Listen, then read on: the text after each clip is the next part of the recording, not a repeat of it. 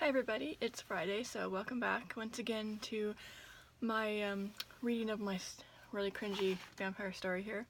As you can see, I didn't put my bang things in, or my color part of my hair in. I just washed it and combed it out, and I just left it, so it's getting kind of frizzy, but oh well, I'll just work through that. Okay. You can just ignore it, you just listen here for the story anyway, not for my hair, right? Right? Okay. Anyway, here we go. I don't know what part is this, part 3 or part? This is part 3, right? Part 3, yeah. I swear I'm keeping track, right? I've only made 2 of these, right? I can't, like, yeah. It's not like I've made like 10 so far and lost track. Alright, here we go, everybody.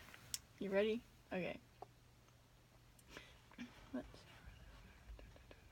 Oh, I gotta find my place. I forgot where I was. Alright, here we go. Maybe I should hold to the light. That makes my face look real washed out. Okay, here we go. All is lost. All is lost. All is lost. The voice is echoing. What happened to my light? Apparently my light just went out. Uh-oh, the ghosts are here. Apparently they don't want me reading the story. It must scare them too. Hang on one second while I fix the light.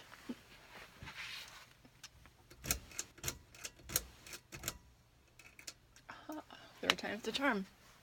I had to pull the pull string 3 times for it to turn back on.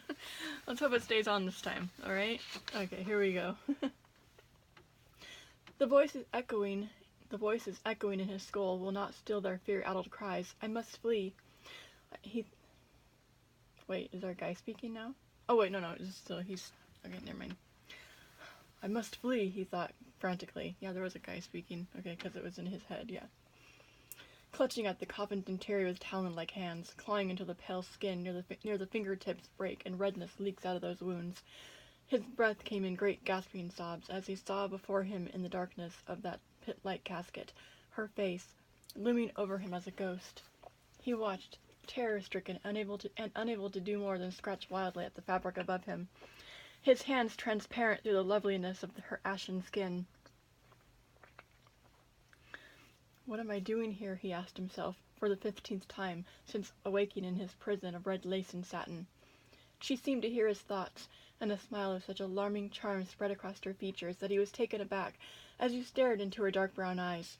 He noticed the flecks of gold mixed with the brown, the dark curling lashes which framed them as perfectly as an artist frames a masterpiece. He gazed down upon She gazed down upon him with these hypnotically beautiful eyes, and whispered something against his face. He did not hear her words, but as he felt her body appear, somehow, above him, and her arms encircle his waist, he thought that he could feel her words. The kiss did not last long. Cold lips pressed firmly against his own, and he felt as if something was trying to inhale all the air from his lungs. He struggled to release himself from her grasp, but it was as if he were nothing more than a lemming in the jaws of a mighty tigress. She held him firmly, the top of the closed coffin, giving her more leverage.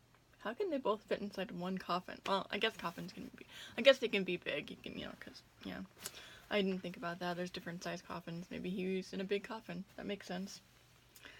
But how did she get in there? Well, she's a vampire, so I guess she could just turn to smoke and right in. That makes sense too, right? Alright, let's continue. Get my hair out of my way. We can continue. Okay. She held him firmly. When she finally withdrew, he thought, with a gasped sob, that she would leave him there, that she was finished with him, and that he would lay there and die, suffocate to death. Oh, so he was buried alive. I had some issues, apparently, growing up when I wrote this. I just liked vampire stories and whatnot. And apparently stories about people being buried alive. Maybe I did have issues. In that box. She sighed, long and fluttery, as if her strength were fading and she needed something more, something to sustain her. She closed her eyes and opened her mouth swiftly. Yet it was he who watched in rapt fascination and fascination and horror beneath her. It seemed to last eons. He saw her long, pointed white teeth. The incisors slightly longer and narrower than the others. He also noted how berry-stained they were under the white. Under the white. Oh, wait, I lost my place.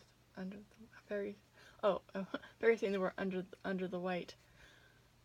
Did I write berry-stained twice? I did. How berry-stained her full lips were as she brought them down. Why did I write berry-stained twice? Okay, that's just, like, redundant here.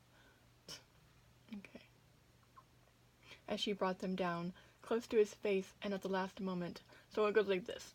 He saw her long, pointed white teeth, the incisors slightly longer and narrower than the others. He also noticed how berry-stained they were under the white. How berry-stained her full lips were as she brought them down, close to his face, and felt at the last moment, leaned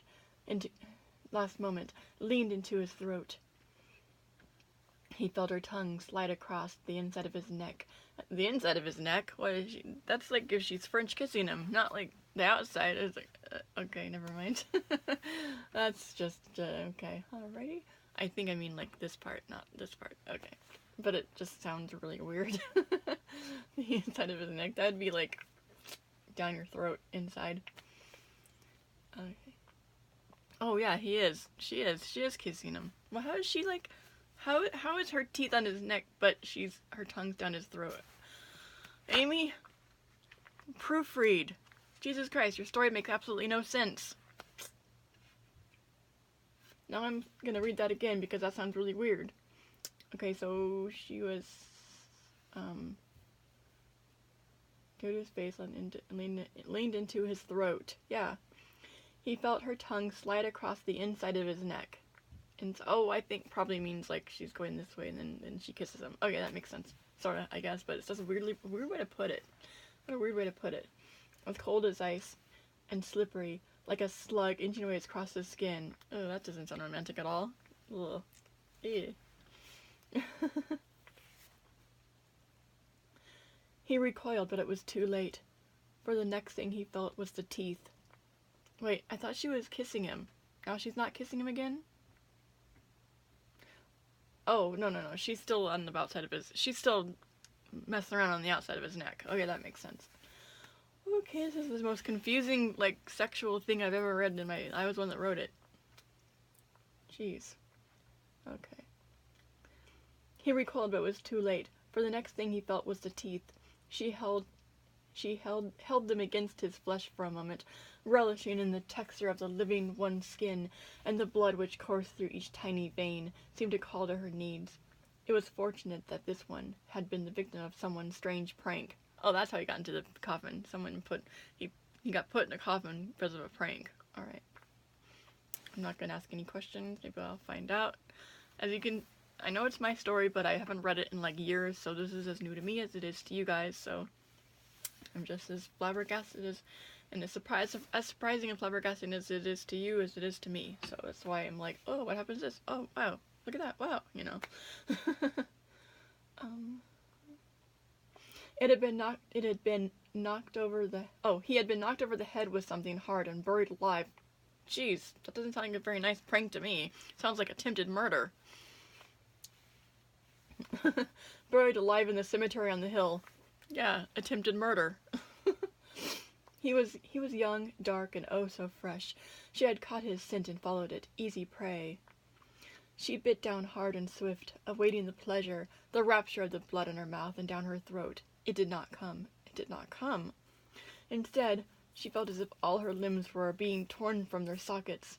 All her limbs were being torn from their sockets. And her skull was screaming out as a wild drumming began behind her eyes. No, no, she cried within herself. She may have shouted aloud, too, for all she knew. She withdrew, drawing the coffin lid up with her back and buttocks against it. The deadly fingers had begun squeezing at her gut, and she doubled over the boy in the coffin, the dying boy in the coffin, his life's blood issuing out through the large gape in his throat. Gap. And I forgot the E apparently. I did the large gape. How did I spell that right? I have no idea. Anyway, the large hole in her throat, in his throat. Well, guys. Apparently, let's see, no, well, guys, apparently this is where I'm gonna leave off the story for today. We're kind of getting good in there, but we gotta save some of this for tomorrow, right? You know, I can't read it up all in one night. As always, I would like to thank you for being here, and please excuse my hair that keeps flopping. It's way forward. It wants to be part of the fun, too. Okay, well, I hope you come back for part 4, since this is part 3, right? If I put this thing up and this is part 2, I'm gonna be so mad. Because I lost track. Okay, this is part 3, I believe. So, stay tuned for part 4, which will be coming soon, next Friday. I'm going to be putting up these videos once a week, every Friday. So, subscribe so you can have a notification of like, oh, her video's up right now, it's Friday, yay! If you don't want to, you don't have to. There's no pressure. But I would appreciate it. Thank you, and have a nice day. Bye-bye.